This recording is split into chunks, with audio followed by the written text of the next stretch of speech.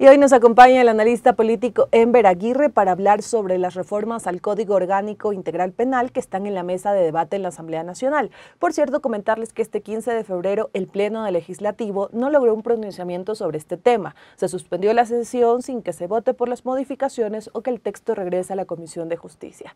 Señor Aguirre, qué gusto tenerlo en este espacio. ¿Cómo está? Bienvenido.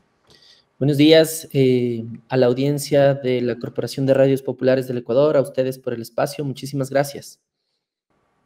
Gracias por estar aquí y acompañarnos. Entre las modificaciones que se incluyeron en este informe para segundo debate en la Asamblea Nacional están temas como la tipificación de nuevos delitos y el incremento de penas. También se habla de modificaciones a recursos de revisión para las sentencias ejecutoriadas y también la posibilidad de que la Asamblea conozca información reservada de las indagaciones previas que realiza la Fiscalía General del Estado. Previo a analizar algunos de estos puntos que han generado polémica dentro y fuera de la Asamblea Nacional, inicio preguntándole cómo vio usted lo actuado por la Asamblea. Hay quienes piden el archivo, otros asambleístas hablan de mejorar ciertos puntos y otros insisten en impulsar esta iniciativa.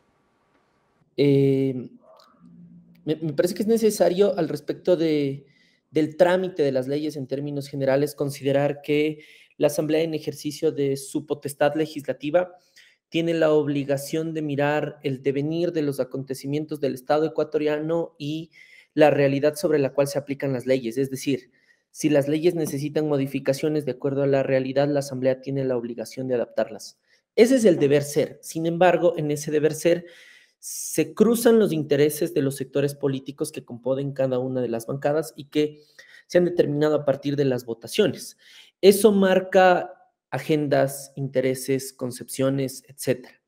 Frente a eso, vale considerar, por ejemplo, que los 86 artículos de reforma que se proponen en el proyecto de segundo debate que presentó o que se debatió el día de ayer en la Asamblea Nacional, propuesta que se generó en la Comisión Permanente de Justicia, corresponde a una presentación, a una condensación de 30 proyectos de ley que en su debido momento se presentaron desde distintos actores, desde ciudadanos, desde instituciones del Estado y también desde bancadas políticas. Entonces, todas esas propuestas se condensaron en una sola y a partir de eso ocurre, digamos. Eso en términos del trámite. Sin embargo, hay elementos propios que por su naturaleza jurídica, que por su naturaleza de reforma a la estructura del sistema judicial en este país, de las funciones de fiscalía, por ejemplo, o del recurso de revisión que tanto se ha discutido en las últimas horas, desde mi punto de vista, en mi condición también de abogado, de defensor de derechos humanos, pudieron tramitarse de forma independiente y no en un solo bloque. ¿Por qué?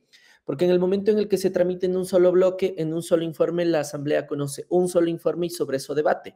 Hay reformas interesantes al respecto de interculturalidad, al respecto de elementos de protección, al respecto de garantías de no repetición, etcétera, que bien pueden ser tramitadas. Y existen otros como el tema del recurso de revisión, como la reserva de la investigación por parte de Fiscalía, que debieron haber sido tramitados de forma independiente para que en ese gran grupo no puedan, digamos, sean tratadas de manera particular y no política, de manera jurídica, técnica y no principalmente política, de manera que la reforma que tengamos sea en beneficio de los sectores del pueblo ecuatoriano.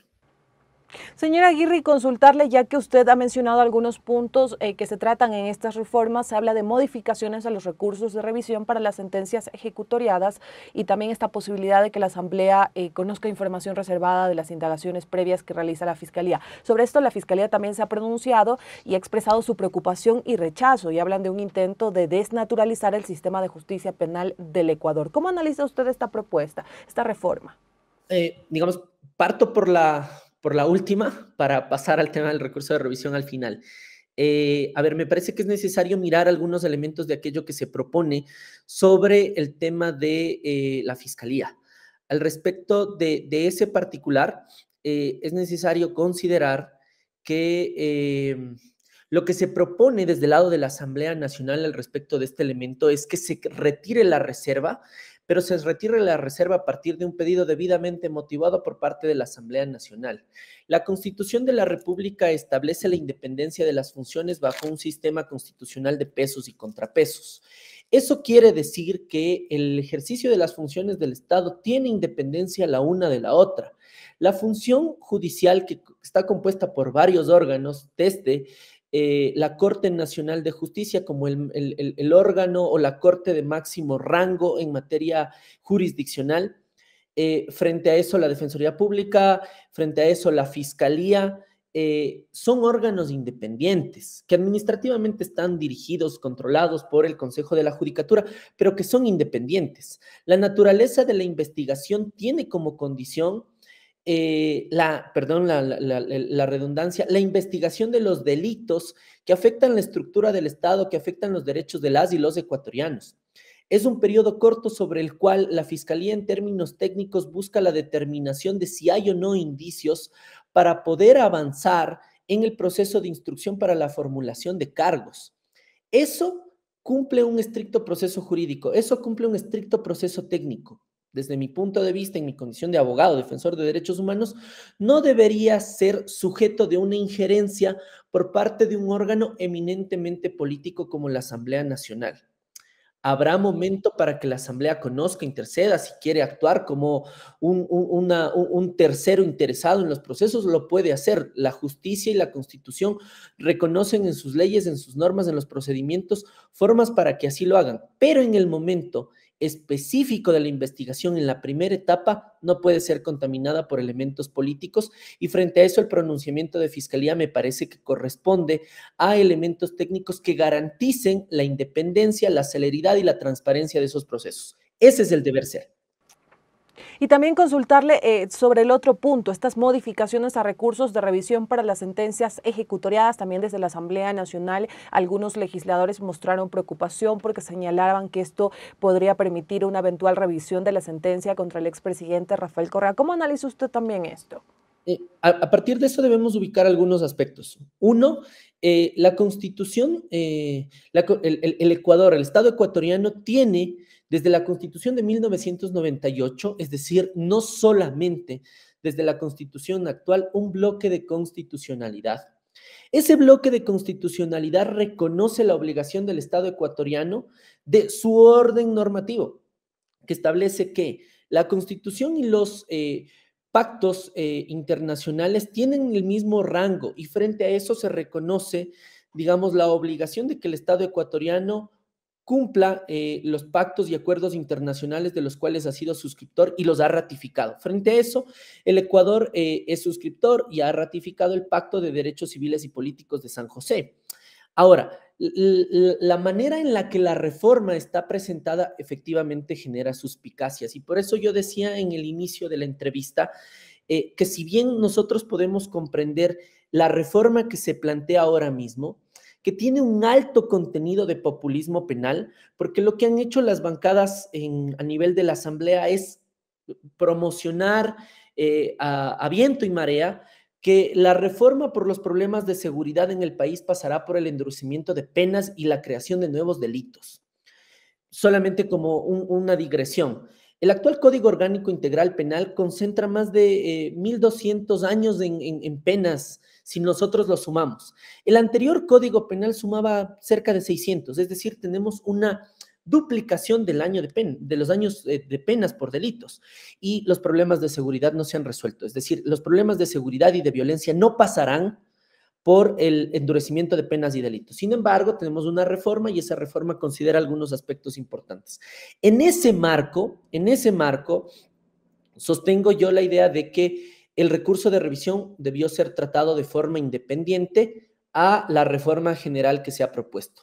Frente a eso, para evitar suspicacias como las que están ocurriendo, el problema es Rafael Correa, el problema es que los colectivos de derechos humanos, declaraciones como las de Sofía Sánchez, la señora asambleísta, ha dicho que los colectivos de derechos humanos buscan crear una última instancia al respecto de que se revisen los procesos judiciales contra delincuentes.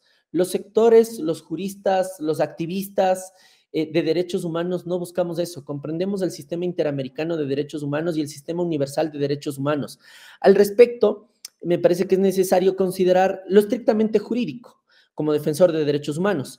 ¿Es posible introducir una causal o es posible introducir una causal para la aplicación de un recurso de revisión a partir de una sentencia de corte internacional o de un comité de derechos humanos? Lo es posible. Jurídica y técnicamente es posible. Si acudimos al derecho comparado, que es otro desconocimiento de un cúmulo de sectores que tienen una postura populista penal en este momento, en el que señalan que en el Ecuador se busca aplicar algo que no ha ocurrido, es mentira y es producto de su desconocimiento. En Colombia, Argentina y Guatemala, por ejemplo, ahora mismo causales para la aplicación de un recurso de revisión son aplicadas en tanto y en cuanto se haya vulnerado el derecho al debido proceso y se haya vulnerado el derecho a la tutela judicial efectiva. Entonces, las sentencias que puede establecer la Corte Interamericana de Derechos Humanos giran alrededor de esas causas. Las observaciones que puede establecer un Comité de Derechos Humanos de Naciones Unidas giran alrededor de esas causas. Entonces, si es posible, porque esas sentencias, esos informes, se declarará que en los procesos adelantados que se dio en la justicia interna hubo una violación al debido proceso, a la tutela judicial efectiva o a las dos. Y frente a eso es posible. Al respecto de eso, me parece que es necesario ubicar un último elemento. El Ecuador ha sido, por así decirlo, un cliente frecuente del sistema interamericano de derechos humanos, de la Corte Interamericana de Derechos Humanos, del sistema universal a partir de las violaciones que han ocurrido en el sistema de justicia ecuatoriano. Y frente a eso tenemos múltiples casos. Por ejemplo, el de Laura Santos Albán, el de Melba Suárez Peralta, el de Paola Guzmán Albarracín. Son varios de los casos sobre los cuales se ha evidenciado vulneraciones de derechos humanos por parte del Estado ecuatoriano. ¿Qué es lo que ha ocurrido? Esos casos apelaron al sistema interamericano de derechos humanos porque en el Ecuador no encontraron justicia.